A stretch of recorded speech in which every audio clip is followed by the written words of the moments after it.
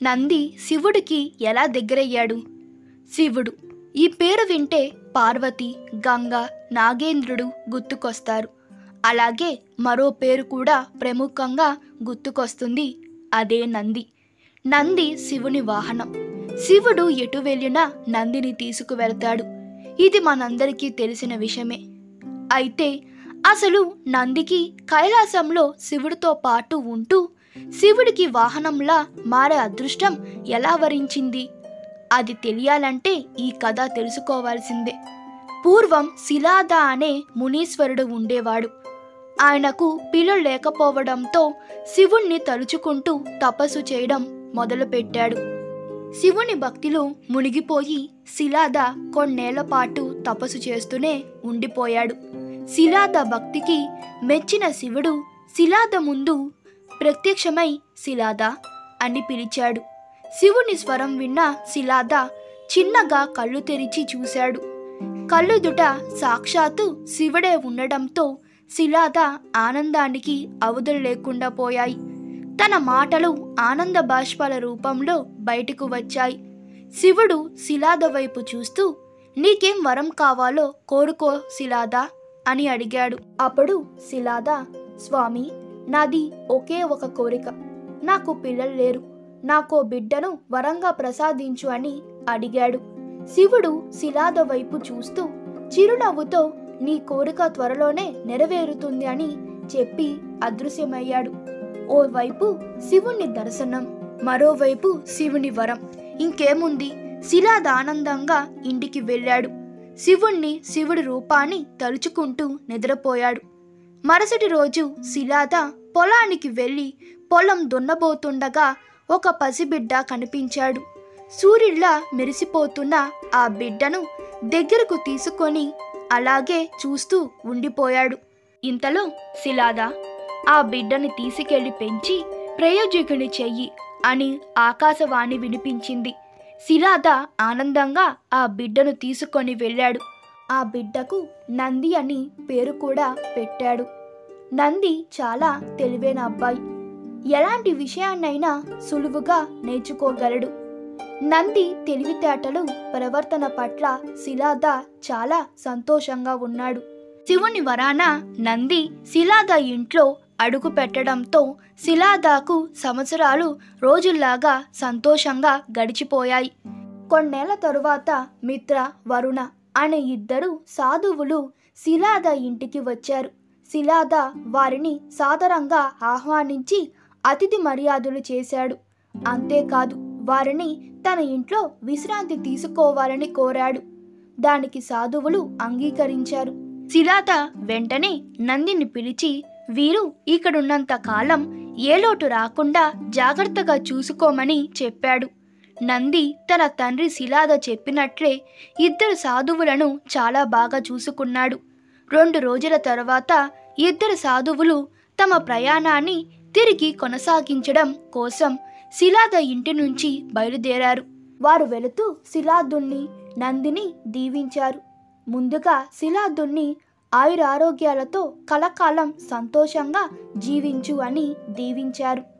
అనంతరం నంది సాధువుల పాదాలకు నమస్కరించాడు. సాధువులు నంది వైపు విచారంగా చూస్తూ, జాగ్రత్తగా ఉండు, నీ తల్లిదండ్రులకు, గురువులకు మంచి పేరు తీసుకురా అని దీవించి వెళ్ళిపోయారు. నందిని దీవించే సమయంలో సాధువులు విచారంగా ఉండడం గమనించిన శిలాద వారి వెనుకే కంగారుగా పరిగెత్తుకుంటూ వెళ్ళాడు. వారి ముందు నిలుచొని ఆయాసపడుతూ, మీరు నా కుమారుణ్ణి దీవించే సమయములో విచారంగా ఉన్నారు ఎందుకు? ఏదైనా జరగరానిది జరుగునుందా అడిగాడు. అప్పుడు మిత్ర శిలాద వైపు బాధగా చూస్తూ, నీ కుమారుణ్ణి దీర్ఘాయుష్మాన్ భవ అని దీవించలేను అని అన్నాడు. ఆ మాట విని శిలాదకి ఏమి అర్థం కాక, నా కుమారుడికి ఏం జరగబోతుంది అని బాధగా అడిగాడు. అప్పుడు వరుణ శిలాద వైపు చూసి, నీకు ఈ విషయం చెప్పాలంటే బాధగా ఉంది, కానీ చెప్పక తప్పడం లేదు. నీ కుమారుడు పూర్ణాయుషికుడు కాదు అని చెప్పాడు. అది విని శిలాద ముఖం ఒకసారిగా విషాదంగా మారిపోయింది. ఇన్ని రోజులు నందే తన ప్రపంచం అనుకున్నాడు. కానీ ఇప్పుడు ఆ నంది దూరం అవుతున్నాడని తెలిసి కుప్పకూలిపోయాడు. సమయం గడుస్తుంది కానీ తాను మాత్రం బాధతో అక్కడే ఆగిపోయాడు. కాసేపటికి అక్కడి నుంచి లేచి గుండె నిండా బాధతో అడుగుల్లో అడుగు వేసుకుంటూ ఇంట్లోకి వెళ్ళాడు. నంది శిలాదుని చూసి ఏదో జరిగిందని అర్థమై కంగారుగా "ఏమైంది నాన్నా?" అని అడిగాడు. శిలాద బాధగా సాధువులు చెప్పిన విషయం గురించి చెప్పాడు. అది విని నంది భయపడతాడేమో అనుకున్నాడు. కానీ నంది మాత్రం నవ్వుతూ "సాధువులు చెప్పింది విని భయపడుతున్నావా?" అని అడిగాడు. శిలాదాకి ఏం అర్థం కాక ఆశ్చర్యంతో నందిని చూస్తూ ఉండిపోయాడు.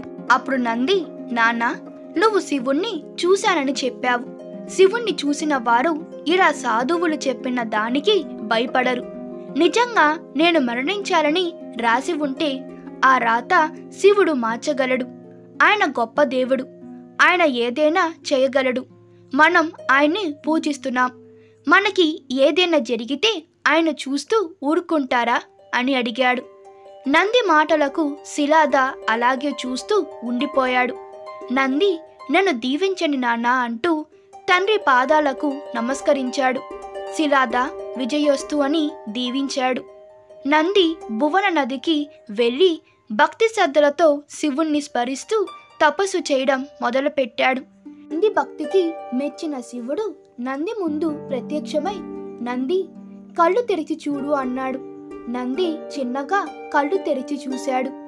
తన జీవితంలో తన కళ్ళు ఎప్పుడూ చూడని అందమైన రూపాన్ని చూస్తున్నాడు. శివుని అందమైన రూపాన్ని కళ్ళతో చూసి గుండెల్లో బందీ చేసుకున్నాడు. అలా శివుణ్ణి చూస్తూ ఆయన అడగడానికి ఏం లేదు, ఇక జీవితాంతం ఆయనతో ఉండిపోతే బాగుంటుందని భావించాడు.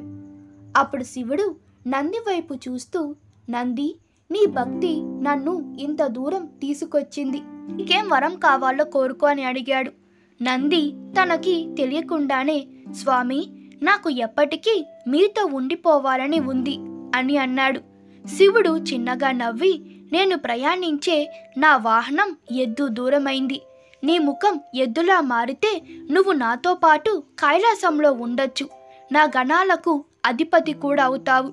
అంతేకాదు, నువ్వు ఎప్పటికీ నాకు వాహనంలా స్నేహితుల్లా ఉంటావు" అని అన్నాడు. నంది ఆనంద బాష్పాలతో అలా చూస్తూ ఉండిపోయాడు. శివుడు నందికి ఎప్పటికీ తనతో ఉండే వరాన్ని ప్రసాదించాడు. అప్పట్నుంచి నంది శివుడికి వాహనంలా గణాలకు అధిపతిగా మారిపోయాడు. ఈ కథ మీకు నచ్చినట్లయితే మీ అభిప్రాయాలు కామెంట్లో తెలపండి. Please like, share and subscribe to my channel. Thank you.